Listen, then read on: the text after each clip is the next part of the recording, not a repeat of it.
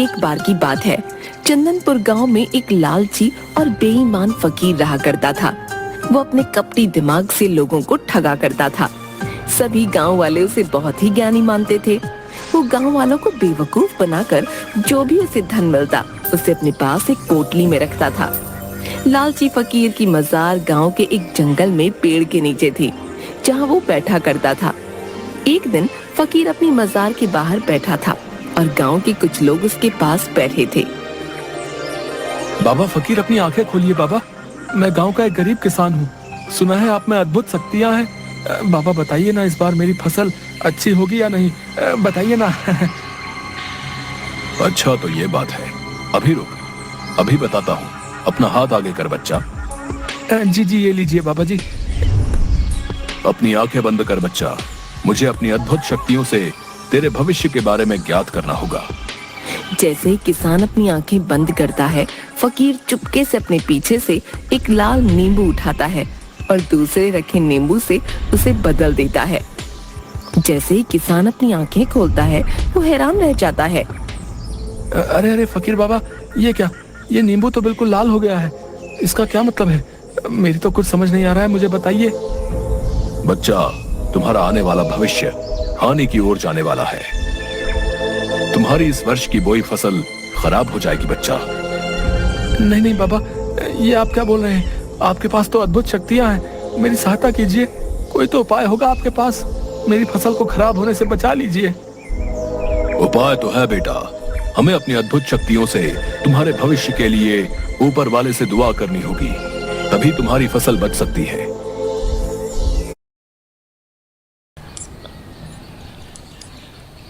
पहले तो तेरी आंख भी नहीं खुल पाती थी ढंग से।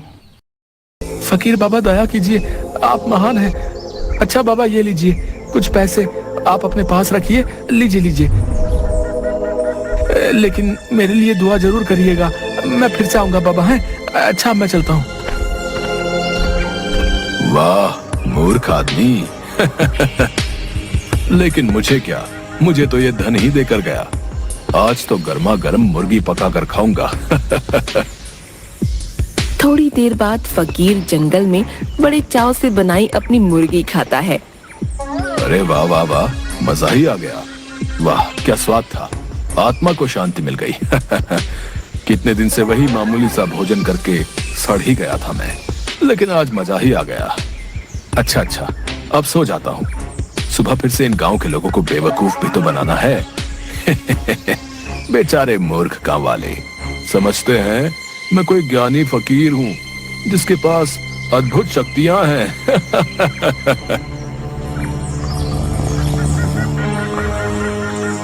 अगली सुबह गांव का एक युवक फकीर के पास आता है। फकीर मजार के पास बैठा होता है। फकीर बाबा की जय हो। बाबा की जय हो बाबा। बाबा, मैं आपके दर्शन के लिए पास वाले गांव से आया हूँ बाबा।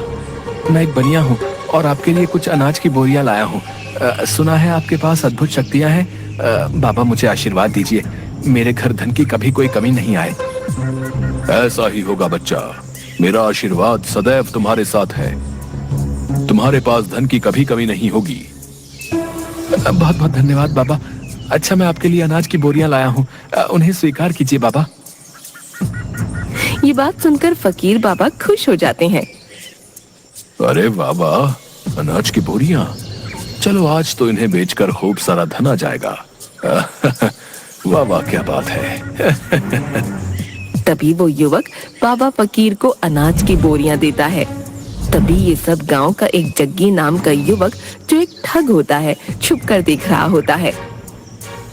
अरे बाप रे, इस फकीर बाबा को यह आदमी तो इतनी सारी अनाज की बोरियां दे रहा है। आखिर इतनी सारी बोरियों का ये फकीर बाबा करेगा क्या? लगता है यहाँ हाथ साफ करने का पूरा मौका है। आज रात को ही इस बाबा की झोपड़ी से अनाज की बोरियां चुरा कर ले जाऊंगा।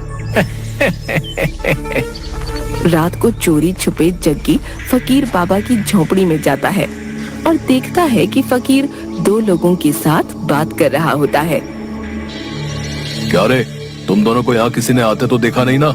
कितनी बार बोला है तुम्हें, आधी रात को जब सब गांव वाले सो जाया करें तब आया करो, लेकिन तुम मेरा धंधा बंद करवा के ही मानोगे।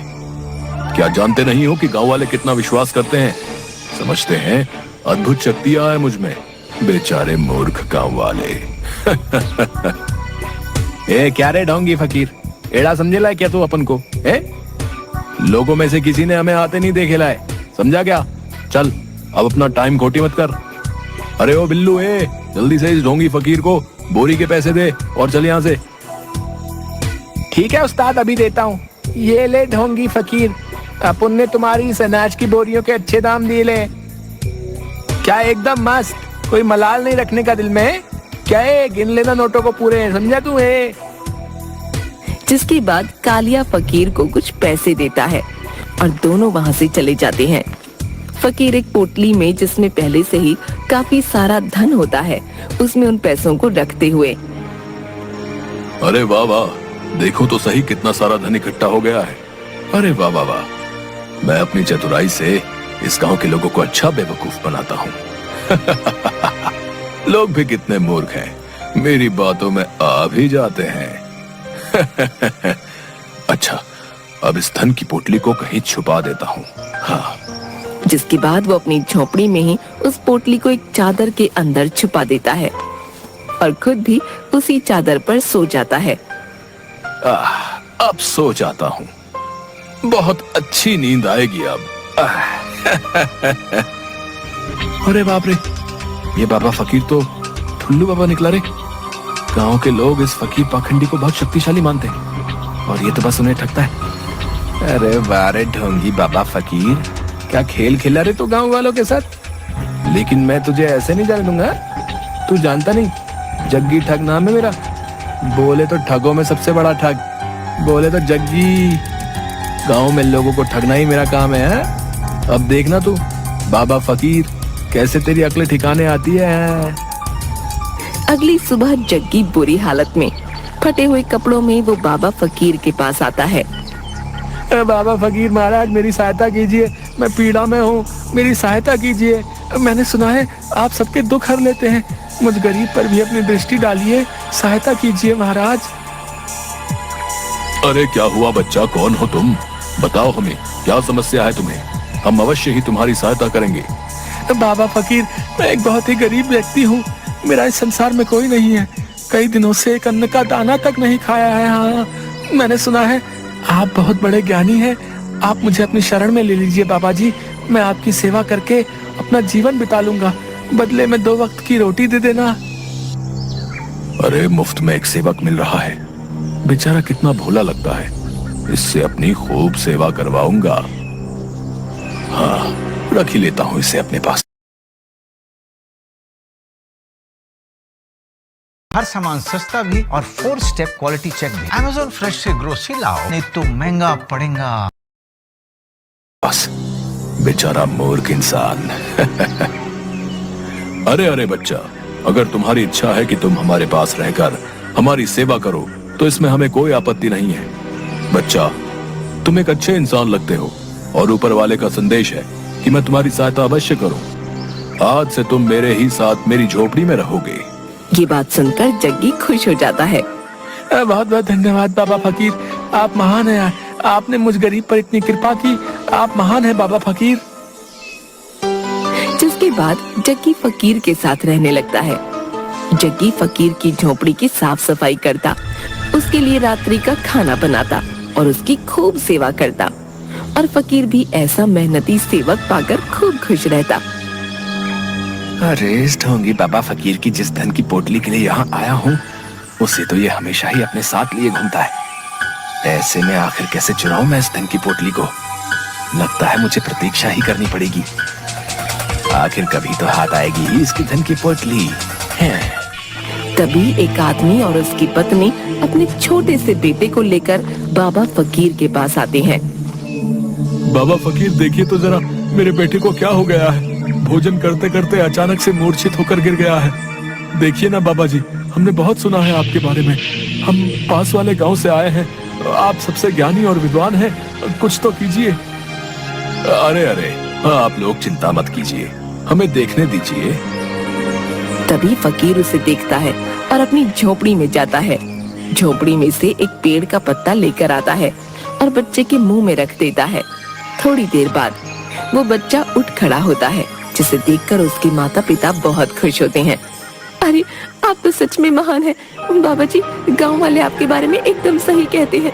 मेरे बच्चे को आपने स्वस्थ कर दिया, आपने महान शक्तियां हैं। बाबा फकीर, आप महान आत्मा हैं। अगर आज हमारे बच्चे को कुछ हो जाता तो हम भी जीवित नहीं रह पाते। आपका बहुत बहुत धन्यवाद बाबा जी। तभी उस आदमी की पत्नी अपने सारे गहने उतार कर फकीर को देती है। ये लीजिए, मेरे बच्चे के प्राण बचाने के लिए मैं आपको ये देना चाहती हूँ। इन्हें स्वीकार कर लीजिए बाबा जी, मैं आपकी सदैव आभारी रहूंगी। फकीर वो गहने देखकर बहुत खुश हो जाता है। अरे वाह वाह, इतने सारे सोने चांदी के गहने, वाह वाह वाह, इतना धन तो मुझे कभी नहीं मिला। हाँ, इन्हें पाकर तो मेरा जीवन आराम से गुजरेगा।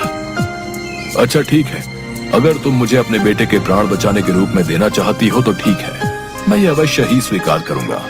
जाओ, ऊपर वाला तुम्हारा भला करेगा। जिसके बाद वो दोनों अपने बच्चे को लेकर वहाँ से चले जाते हैं। अरे इस ठुल्लू बाबा के तो मजे ही आ गए। इतने सारे सोने चांदी के जेवर, वाह वाह, अगर ये जेवर मेरे हाथ आ जाए तो मेरे तो मजे आ जाएंगे। अब तुझे जल्दी ही कुछ सोचना होगा रे जग्गी ठग। इसके बाद फकीर वो सोने चांदी के गहने अपने धन की पोटली में रख देता है और अपनी पोटली अपने पास रखकर सो जाता है। अगली सुबह दो युवक फकीर के पास आते हैं। बाबा जी की जय हो, हम पास वाले गांव से आए हैं। जिस माता पिता के बच्चे को आपने ठीक किया, उस गांव में आपके चमत्कार से सब आपके भक्त हो गए हैं। हमारे गांव के सभी लोग जो है आपसे मिलना चाहते हैं बाबा जी। उन्होंने आपके लिए भोजन की व्यवस्था की है। आप आएंगे तो गांव वालों को अच्छा लगेगा। आप आएंगे ना बाबा? अरे वाह वाह, ये तो बहुत खुशी की बात है। अब इस गांव के साथ साथ दूसरे गांव के लोगों को भी मूर्ख बनाने का मौका मिलेगा। हाँ, अब तो मेरे पास और धन आ जाएगा और चारों तरफ मेरी ही जय जयकार होगी। अरे वाह, कमाल हो गया। अच्छा ठीक है, अगर तुम्हारे गांव वालों की यही इच्छा है तो हम कल सुबह तुम्हारे गांव अवश्य आएंगे। जो आ गया बाबा फकीर। अच्छा, अब हम चलते हैं। जिसके बाद वो दोनों वहाँ से चले जाते हैं। अरे बाबा फकीर जी, क्या सच में सुबह पास वाले गांव में जाएंगे आप? लेकिन बाबा फकीर, आप तो कभी अपनी इस मजार से बाहर नहीं जाते हैं। अरे मूर्ख, ये सच है, हम कहीं नहीं जाते। लेकिन पास वाले गांव के लोगों ने हमें बहुत प्यार और आदर के साथ आमंत्रित किया है। ऐसे में हमें ऊपर वाले का आदेश है, हम वहां अवश्य ही जाएं। इसलिए हम कल सुबह ही पास वाले गांव के लिए निकल जाएंगे और तुम भी हमारे साथ ही चलोगे। जग्गी ये बात सुनकर थोड़ा हैरान हो जाता है। क्या आप मुझे भी अपने साथ ले जाना चाहते हैं? जो आपका आदेश बाबा फकीर, मैं आपके साथ अवश्य ही चलूंगा। हाँ।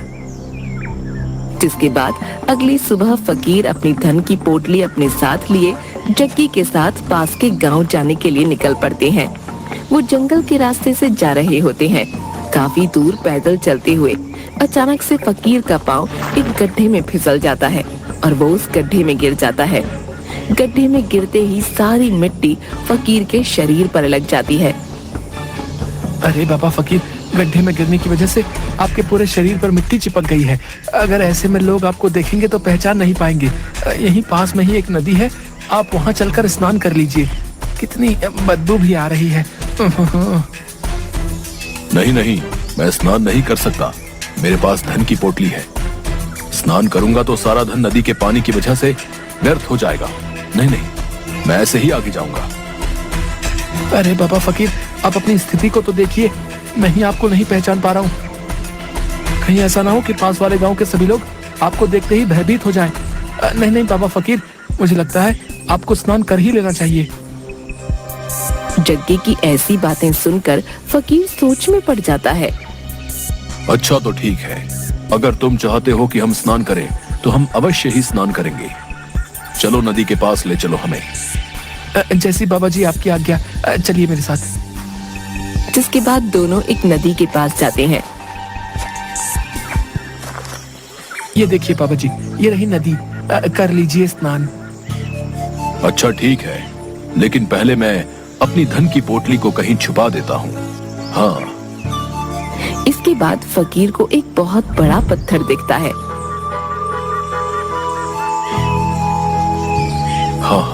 ये जगह ठीक रहेगी धन की पोटली छिपाने के लिए। वो उस पत्थर के पीछे धन की पोटली छुपा देता हूँ।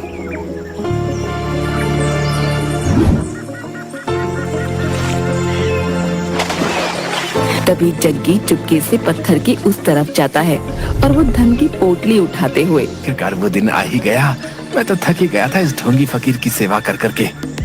वाह वाह, कितना सारा धन हाथ आ ही गया। हाय, कितना सारा धन है।